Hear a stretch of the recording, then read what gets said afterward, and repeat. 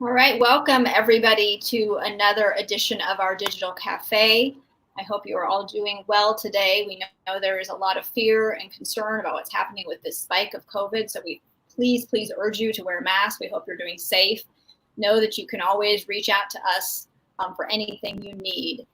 We are today going to talk about, there has been a lot of activity that we've seen and some good news, and I'm apparently on two screens here, so everybody bear with me. And there's been some good news out of the Supreme Court, but there's also some news we're waiting for. So that's what our topic is today. But before we get started too far in, we want to make sure there's no technical issues. So if you are watching on Facebook, welcome. If you are on YouTube, welcome. Please put a 1 or a hi in the comments so that we know that you're here, you can hear us okay. And then we'll get going here. Wait for some of those comments to come out. And again, if you are on YouTube, you should be able to also participate and we will be able to see those comments as well. So am I seeing comments? Okay. So I think we are doing okay with technically. So we're going to get going. I want to welcome guests for this conversation today. So Eddie Chavez Calderon is with us today. He's a campaign organizer for Arizona Jews for Justice, and he's also a Daca recipient. He is an amazing activist for our community in so many ways, but in this time we are living in, Daca recipients have been in limbo, and many of you watch know this. This Daca has been attacked repeatedly ever since it was put in place now 8 years ago actually this week. And we've seen the attacks. And now we are continuing to have this challenged. And the Supreme Court is expected to rule on the legality, on the constitutionality of Daca any day now. And usually it's a Monday or a Thursday. So this could happen tomorrow. And that's why we wanted to bring this conversation to you. It is so very important. It is so dire for all of our dreamers, all of our Daca recipients who have been waiting for answers, who are Americans like the rest of us, and are not in this uncertainty. So I welcome you, Eddie. I thank you for taking the time. I know this is an extremely emotionally hard time. Thank you for being here. Thank you so much for having me. It is a horrible time right now to be a Daca recipient. Every day having to know whether every week now Mondays and Thursdays have become a nightmare for me. I find myself not sleeping on Sundays because am I going to wake up to knowing that I am fully undocumented again? Am I going to wake up knowing that I will not have my limited access to freedom? Will my wings be cut? What am I going to wake up to? And it's been really difficult and nerve-ending to live with that. Not just that, but you have the added issues of having a pandemic on your shoulders and knowing that you are going to become vulnerable and be targeted to being hunted in the midst of a pandemic. I see the stories of how folks are dealing with COVID inside of detention centers, and it really scares me. Because I ask myself, am I next? If I lose my protection, will I be in that center? Will I die alone inside of a cell, knowing that I will not have access to see my family or say goodbye? All for my criminal act of coming into the United States with a hope and a dream of a change and to be somebody. My mother brought me here when I was a young boy, a toddler. I was 4 years old and I walked on with my mom on her back. I was tied to her back across the Nogales Desert, and we walked into Arizona, where we were apprehended by Border Patrol. And I remember till this day the horribleness of what we experienced inside of the detention center. And I still now understand that we're still seeing that.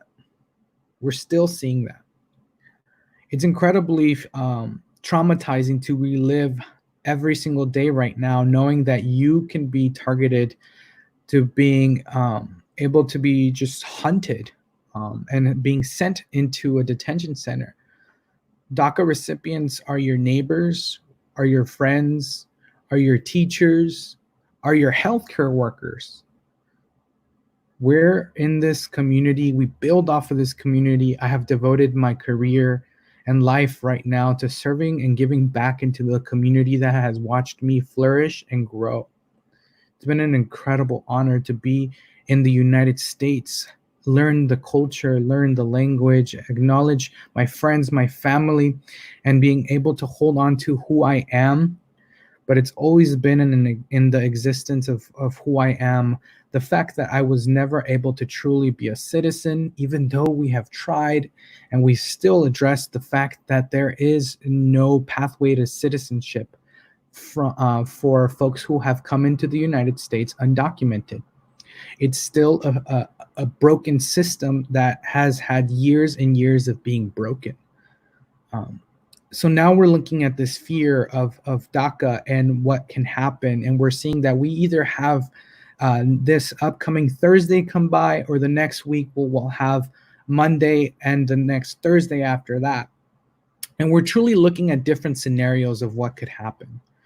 We're seeing that we could either have a complete termination of the program, and to my opinion, what would be the most awful thing to happen would be that not only would the program be terminated, but that we will see that DACA is ruled unconstitutional, which would make it almost impossible for any other administration to reinstate or provide a similar program.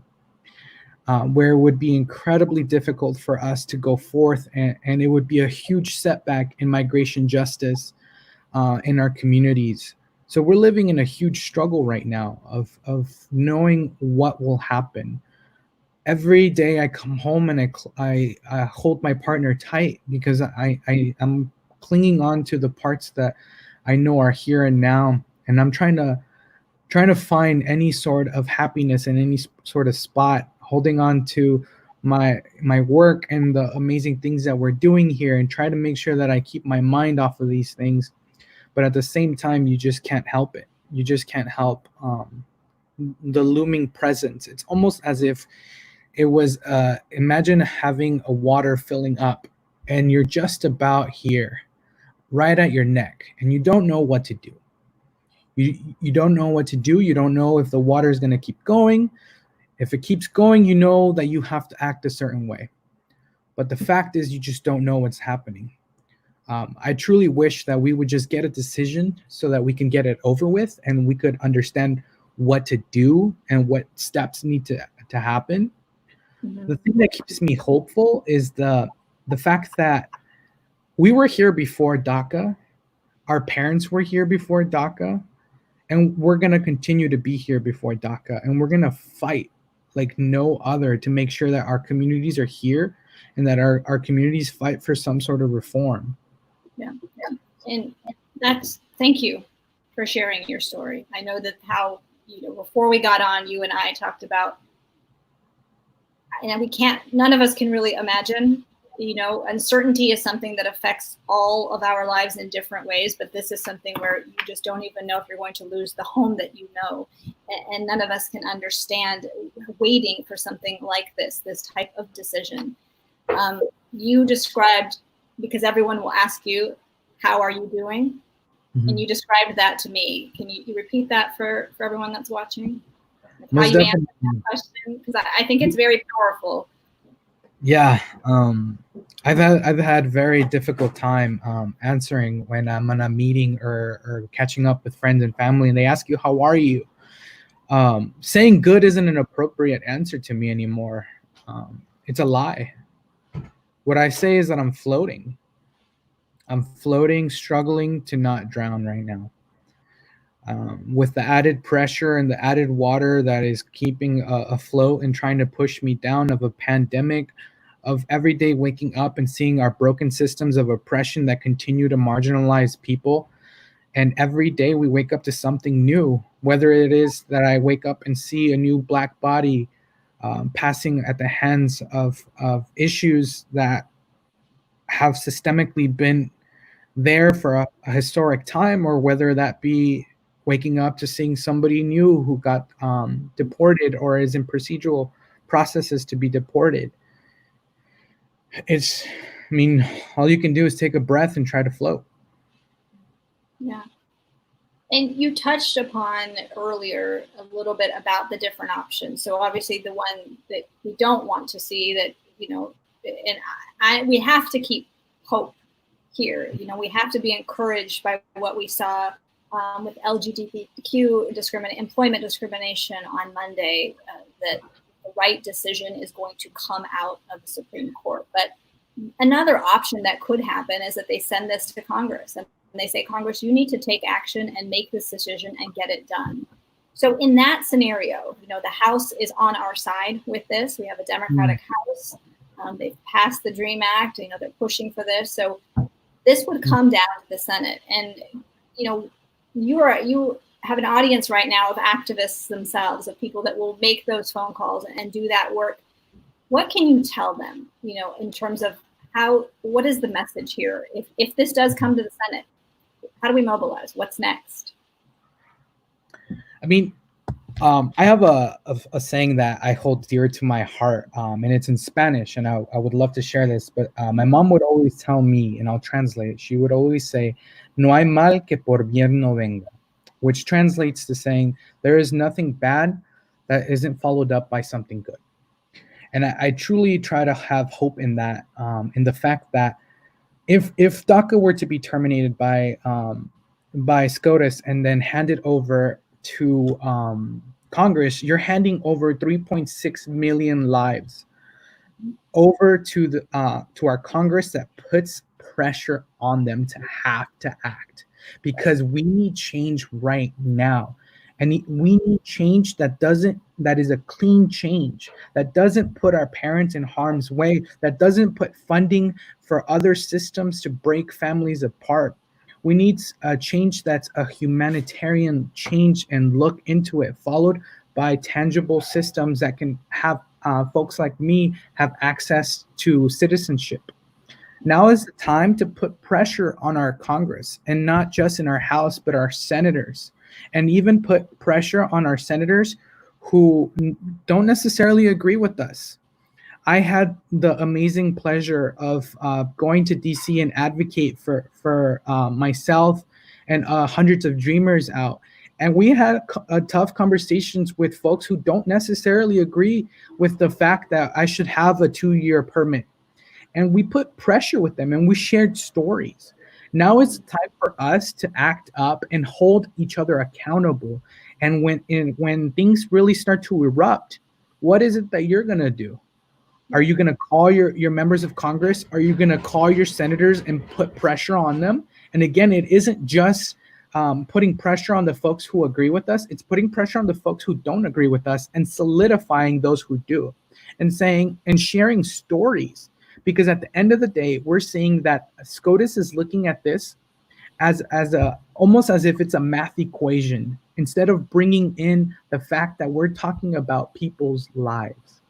Right. At the end of the day, that's what it is. So I challenge every single person on this call who's watching, what are you going to do for dreamers? How are you actively going to stand against what's happening right now? Are you going to be on the positive side of history? Or are you going to stand back and watch 3.6 million people become vulnerable to deportation because their parents chose to bring them into the possibility of being, the possibility of being somebody in these great United States? Tell us what this looks like for someone in your situation. You have, and I'm sure throughout this process, you've had immigration lawyers, or you have somebody kind of on call ready to go. I mean, how do you even prepare in a situation like this for the unthinkable decision that could come down? And what can people do to help all of our dreamers, that if, goodness forbid, that happens? I think that is something that people don't understand. How can we help? Because we know there's going to be a fight. You each are going to have your own fight, and you're each are going to have your own way to get through this. And how do we help? So yeah, let me break that down. So I think that's something on a personal level that I do is I always hold my DACA card and my Social Security along with me. I carry it at all times. because in the times that we're in, I also have my lawyers on speed dial. What is, if something were to happen, what is our next step? I'm already trying to see what are the ins and outs of ways that I can make sure that I stay in the United States. What can we possibly do? With there simply being no pathway to citizenship, it's really difficult. Mm-hmm. As far as recommending what to do, I would highly recommend folks look out for organizations. There's organizations on a national level like United with Dream, on a local level like Lucha and Arizona Dream Act Coalition, who help DACA recipients with their renewals. Donate to these organizations that funding directly goes to the renewal of permits. We're urging every single DACA recipient to please renew your DACA. Make sure you renew right now. If you are struggling with the means to being able to renew, find an organization that can help you, because it is crucial to renew your DACA. Can you explain, because that is kind of the technicality of DACA that I think most people watching might not understand. So can you explain that even though this is all being attacked, there's this uncertainty around it, it is still something you need to all continue the process. Can you explain what that process is like for you, since you have had DACA? Yeah, most definitely. I like to joke around and tell folks that that my DACA is like my Costco card of freedom, of temporary freedom, because every 2 years I have to renew it. Every 2 years I have to go and send in my application, which that draws a hefty price of almost $500, and plus lawyer fees. So you're looking well above $500 with lawyer fees. And then I have to go get my fingerprints taken away. My fingerprints taken. Sorry about that. I take my fingerprints and I get run a criminal background check. Because if at any moment I have some sort of issue where I broke the law, then my DACA is not, it's terminated and I'm not able to renew. So every 2 years I have the opportunity to renew, which gives me another 2 years of partial freedom, as I like to say it. And that's what we're looking at right now. And we're asking folks that regardless of when their DACA really expires, to make sure that you renew now, so that if you did renew now, you at least have 2 years. I mean, roughly, depending on what happens, right? What the decision is and what comes about that. If they determine that they want to terminate the program completely and decide that they want to terminate it now and not let folks expire out their permits, then that's going to be a huge, huge blow to our hearts and our communities. But if they do terminate it and allow folks to expire out their programming, then that gives us a little bit of wiggle room and a little bit of a breath to be able to figure out how we're going to shift the dynamics of our day-to-day lives. Mm-hmm. And how we can continue to fight it for those who still have that time left on those. Yeah. So I'm going to just kind of give a shout out to everyone that is listening and watching. Please, again, if you're having issues, let us know. It looks like the YouTube feed, if you are watching on YouTube, we apologize. There's something wrong with the comments there. But we're grateful you're watching. And this will be available for replay. So if you do have a comment, you can hop into Facebook. You can at least talk to us live there. If anyone on Facebook has a question, please, for Eddie, we really, he'd be happy to answer any questions. We talked before this, and so please let us know. We appreciate all the support in the comments we're seeing. Thank you all for being on. You talked a bit about this idea that we have to also unify if we have a chance to fight this, and I think we will. We're going to keep the fight going. We have to get people that are on the other side that don't necessarily agree or think that they don't agree because maybe they're uneducated about this. You would go through this process every 2 years. You are people that we are, have proven that there's nothing there that we need to be worried about, right? And there's kind of that always that rhetoric about immigrants and danger and this and that the other side wants to kind of do. But you go through this process. It is built to ensure that. And one of the things that I have found with a lot of issues when we have to bring people together over something that they maybe don't understand is really sometimes the economic picture, the economic story, and this being an activist and working for Jews for Justice, that sometimes that's the conversation you have to have. And I wanted to bring this up because I think is powerful. You're having these conversations, particularly for those of you that are in Arizona 6th District, in this district, HR 6, which is the American Dream and Promise Act that the House had passed. Should the Senate pass that as is, there's been economic studies on this. And we have data that's specific to this district that if that happened, protected households from HR 6 would have an estimated $176 million in annual spending power. Those are just people in our district, and there's several stats like that economically of people just here. And I think if we can all take that, pair it with your stories, and we have many, many DACA recipients in this area, but we don't often talk about it. We don't often highlight those stories and tell people, look, this is, David on our comments here said that, we're a country of immigrants. There's so much economic value. There's so much value to our social and our cultural existence, and have those conversations layered together. Because I hate to say it, but not everyone has the heart that many of you have that are watching, but everyone understands sometimes those economics. And we have to layer those two together as activists. Eddie knows when we all do, that's what we do. It's important to bring people together, to educate. So I'm grateful again for you doing this. Tell me what you have felt. I think I posted about this, and so many of our DACA recipients are actually working on the front lines of COVID. There's an estimated 27,000 healthcare workers that this could affect. These are people fighting for us right now. Have you been talking to other DACA recipients that are perhaps on the front lines? Is there anything you're hearing about any kind of hope that will impact kind of this look at these are people's lives and this is what we're all going through together? Yeah, I have a personal friend who I was able to make that journey to DC to advocate for DACA, and she's a nurse, and she's a documented nurse, and every day she's putting her life on the line to come home to a system in place that may not want her here. And it's incredibly painful for me to think about that fact, that we have people who are putting themselves on the line to make sure that our society is afloat when we know that our government is failing us, and they have to have on their back of their mind that may be for nothing, because at the end of the day, their protections may be terminated and they may not be here. And it's really horrible and disheartening to think that in a society, in the year that we are, that these things are happening.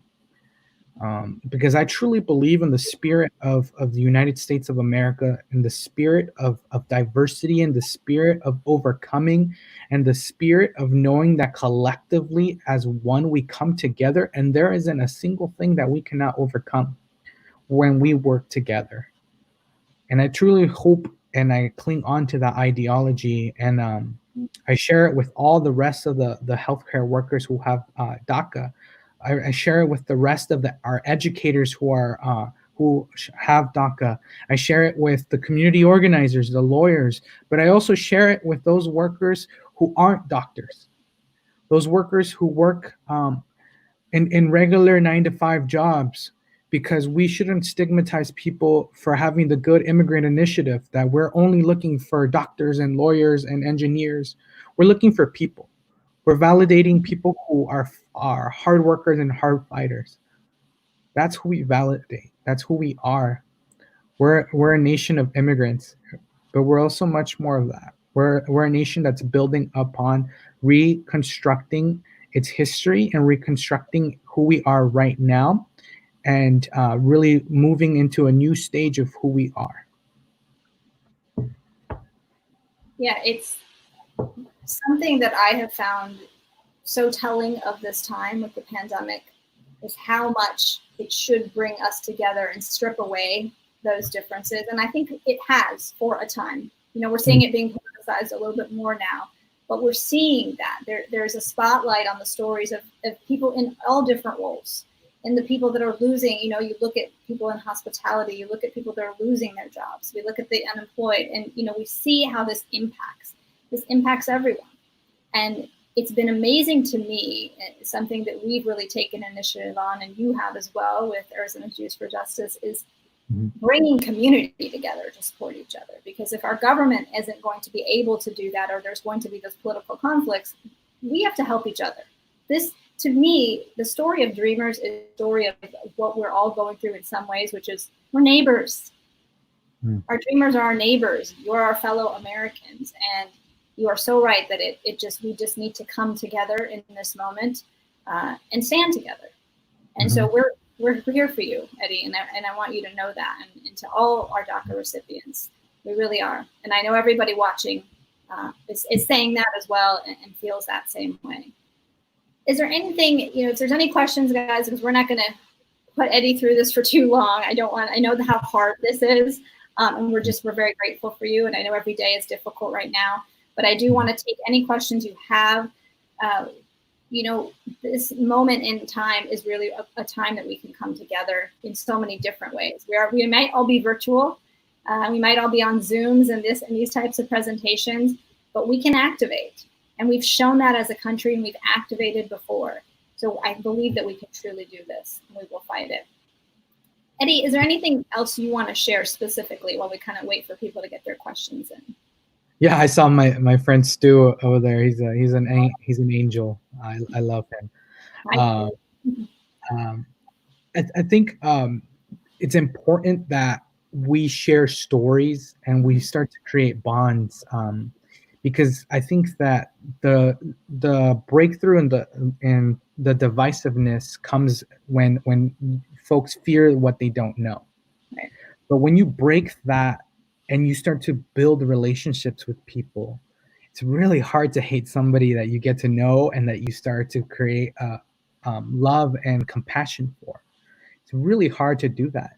And I think that that's where we need to build off of our momentum, is to build off of stories off of the resiliency of who we are.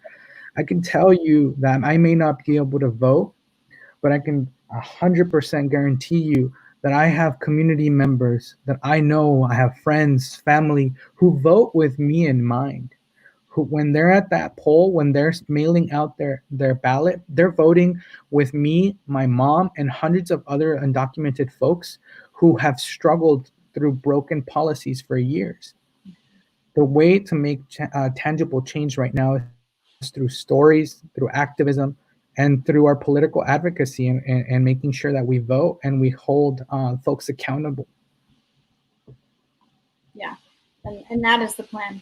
That's what we're all working so hard to do. And I know I wanted you to also just let people know a little bit more about what you do, because like I said, you are this incredibly powerful activist. We talked about people on the front lines of COVID and different roles, but you know, you've been out there fighting for all of us. So can you give us a little bit more insight into what you're doing?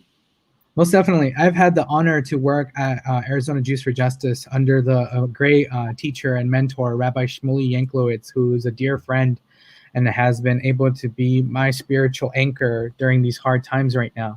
We have been blessed to not only provide masks to the Navajo Nation, but as well as to Hopi.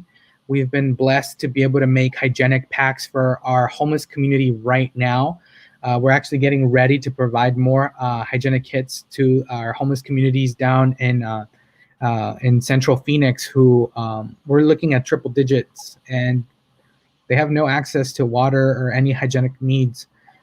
We've been able to love our neighbors and bring back dignity to them. I've been working in the Jewish community to raise more allyship and companionship towards any system of oppression that has been hitting our communities, emphasizing on the allyship and letting other communities know that the Jewish community is here to stand up for any injustice and be there. And be a person who will sit and listen and act when needed to. We've had the amazing opportunity to register people to vote, to work with our indigenous community to register some of them to vote with my amazing friend Debbie Nez Manuel, and just continuing our growth in who we are, and making sure that as Jews we have Tikkun Olam. which is repair the world. But there's so much more to that, right? There's more in the action of what we're doing and who we are. Arizona Jews for Justice is looking to amplify the activism and allyship of the Jewish community here in Arizona. And you do amazing. So we thank you for that. We thank you for your role there. We thank you for everything, you know, because you're our voice as well. And that was what was so important to me, that when we talk about our dreams, we talk about what the fate of Daca is, that we realize you have all been stepping up for our community in different ways over this time. You're, like I said, you're our fellow Americans, you're our neighbors. It's what we each do for each other. And we cannot forget that. And so what I'd like to do, thank you all for the comments. Everybody is so supportive, and you know, we know that you are going to have probably, I wish you a restful sleep tonight, but I am realistic that I know you're going to be worried about what you'll wake up to tomorrow.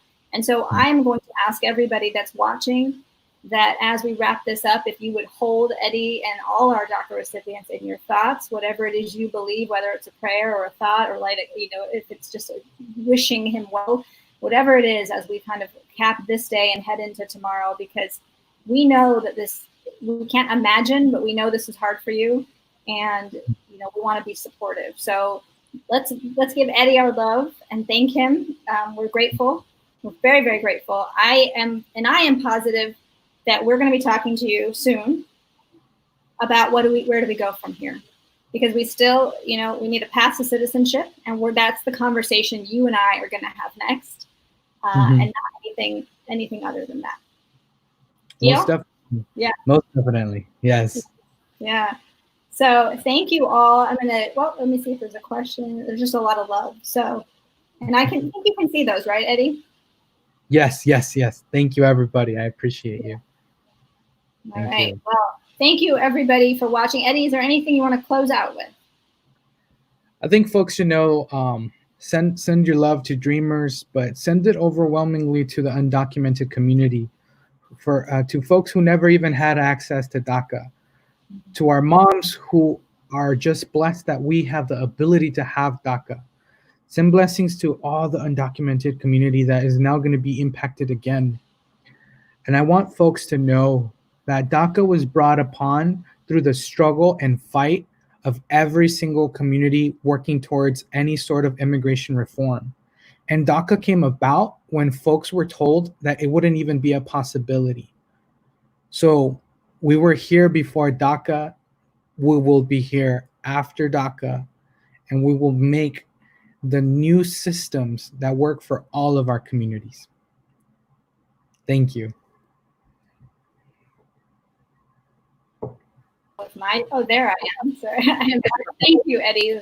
Very powerful words, and the comments are about people that, and thank you, Katie, for Democrats abroad, people that are voting everywhere. As you said this, you know, those of us that vote in mind of what your story is, keeping that in our hearts as we vote for the right people that will help make this limbo,